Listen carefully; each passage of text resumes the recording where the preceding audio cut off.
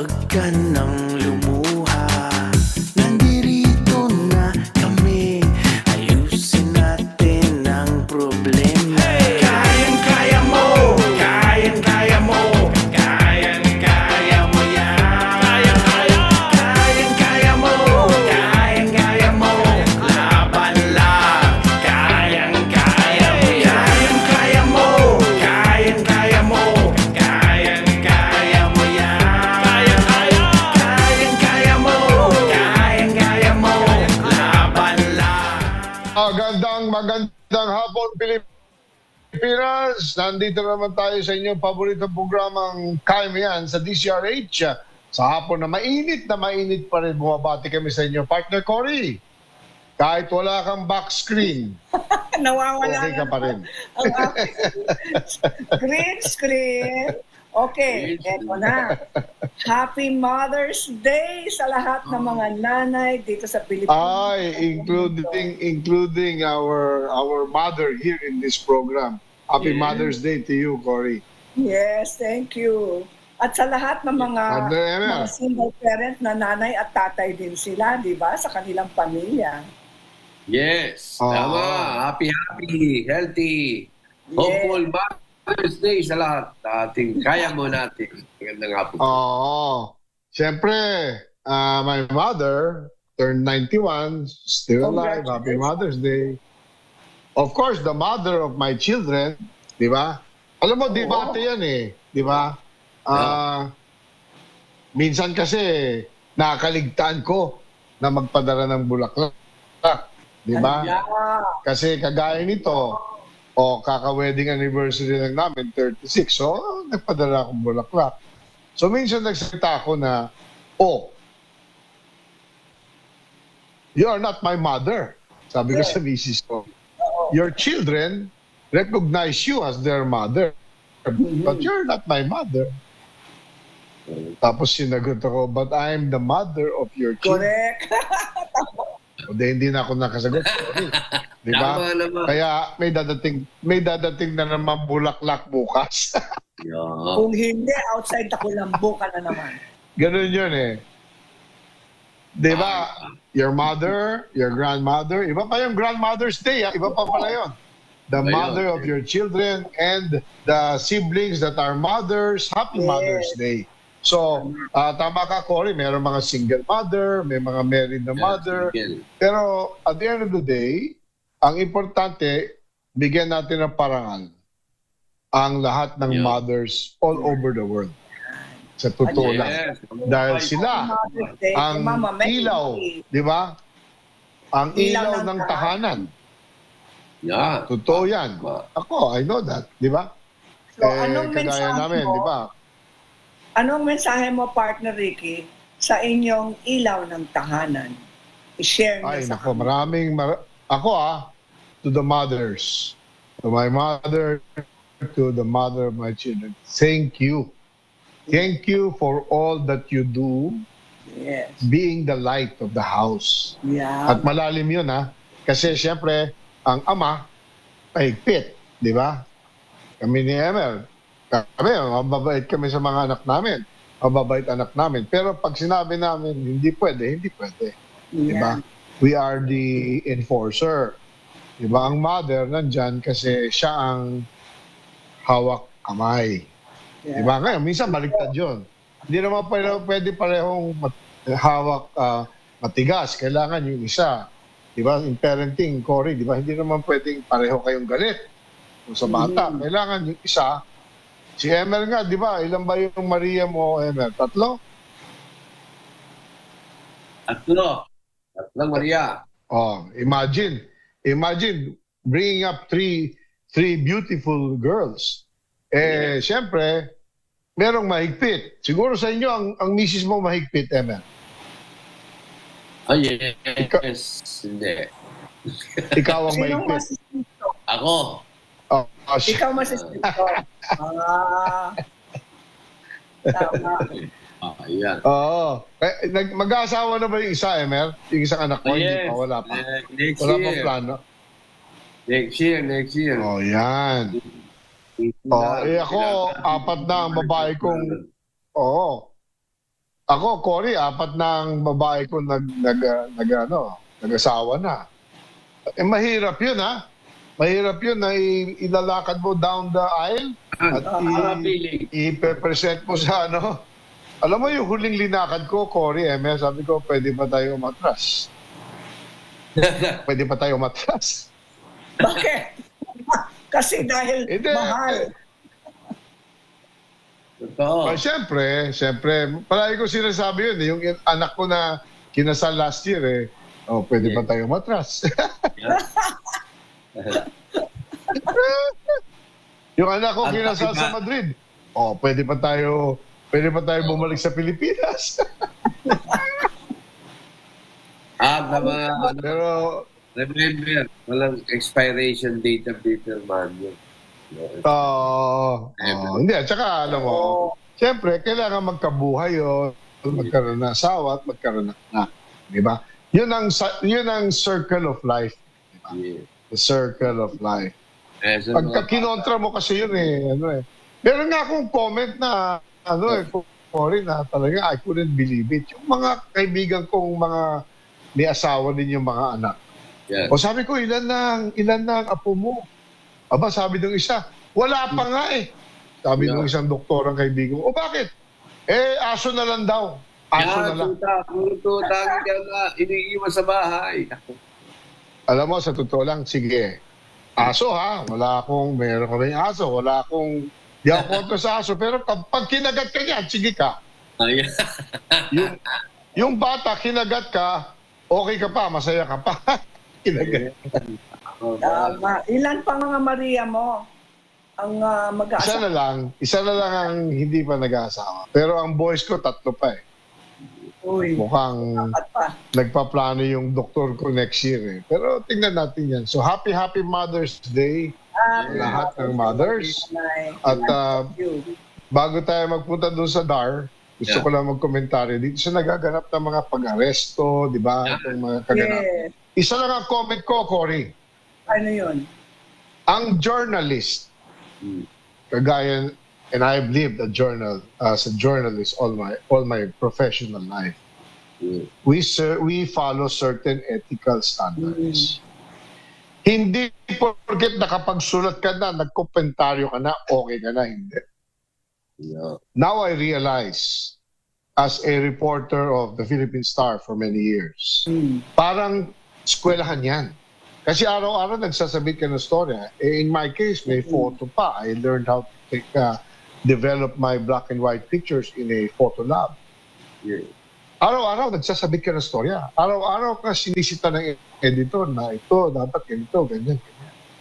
Kasi merong certain standards yung traditional media, kagaya natin sa broadcast.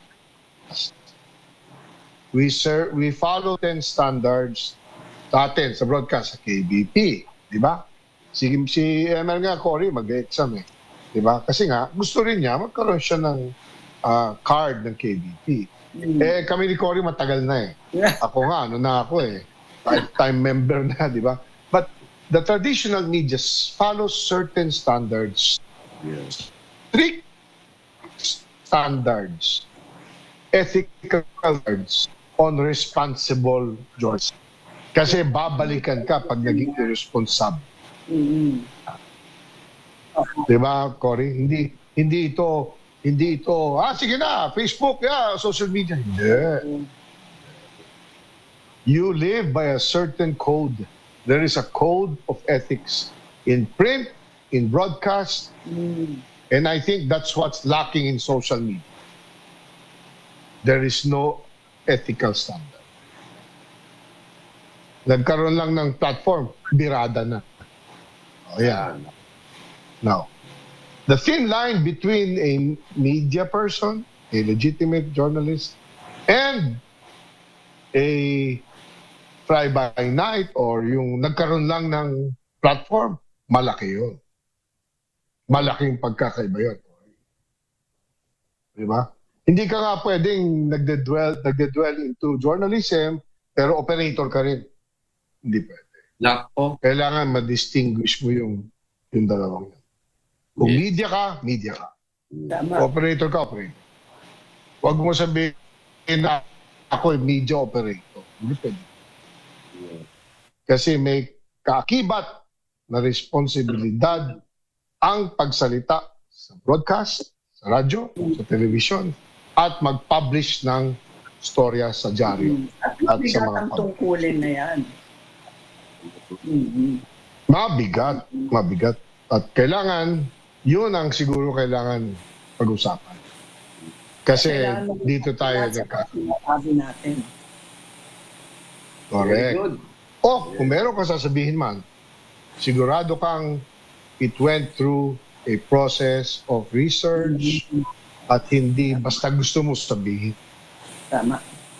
I agree Anyway. that. So, starting force. Anyway, yan lang ang aming statement. So, starting 4:60 ng hapon. Siyempre, balita mula sa Department of Agrarian Reform sa pangunguna ni Senator Conrado Estrada Nagkamali ka na. III. Go ahead, Emer. 230 million Nasabi. proyekto. Yan, 230 million proyekto ng DAR. Magdadala ng mas mabilis na biyahe at masaganang ani sa Eastern Visayas. Sa Paulo Leyte, mas mabilis na biyahe, mas maayos na ani at mas mataas na kita ang mararanasan ng mga magsasaka sa Eastern Visayas matapos ipamahagi ng Department of Agrarian Reform o DAR ang 230 million halaga ng mga proyekto. Kabilang dito ang mga farm-to-market roads, FMRs, at isang communal irrigation system na nagpapadali ng transportasyon ng ani, nagpapababa ng gastos, at nagpapataas ng produksyon ng Agrarian Reform Beneficiaries o ARB. Sa ginanap na turnover ceremony sa Tacloban City, ipinaliwanag ng mga opisyal ng DAR ang benepisyo ng mga proyektong ito.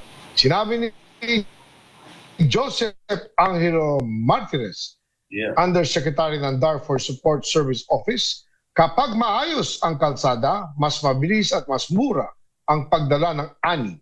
Kapag may patubig, mas sigurado ang ani. Ibig sabihin nito ay mas mataas na kita. Yeah.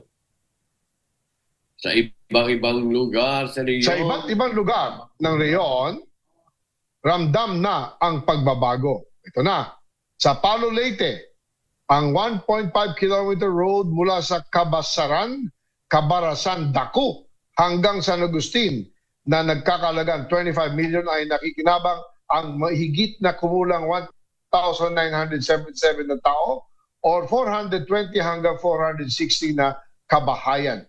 Kabilang ang 667 ARBs, ang 4.10 kilometer kalsada mula sa San Agustin hanggang Kagumbang ng magkakalaga ng 45 million ay lalo pang nagpapadali ng transportasyon at kalakalan. Emer. At sa San Miguel, Leyte, ang 1.9 kilometer bahay farm to market road na nagkakalaga ng 35 milyon ay pakikinabangan ng 1,600 katao o 350 kabahayan. Kabilang ang 107 ARBs, mas mabilis na nilang naihahatid ang kanilang ani.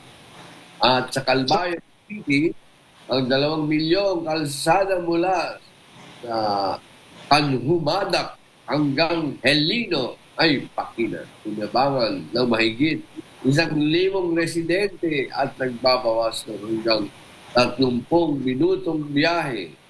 Ang Mabagdok Communal Irrigation System ay sumasaklaw ng 20 hektarya at nagkakalaga ng 1 milyon ay nagbibigay daan upang makapagtanim ng 3 hanggang 4 na beses sa isang taon.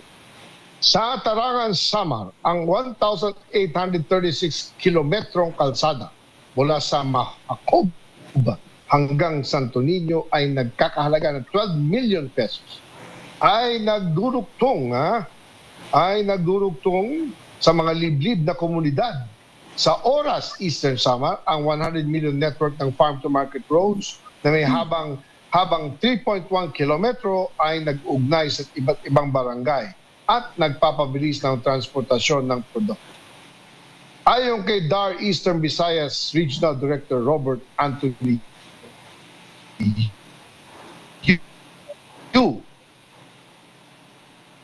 makakatulong ang mga proyektong ito.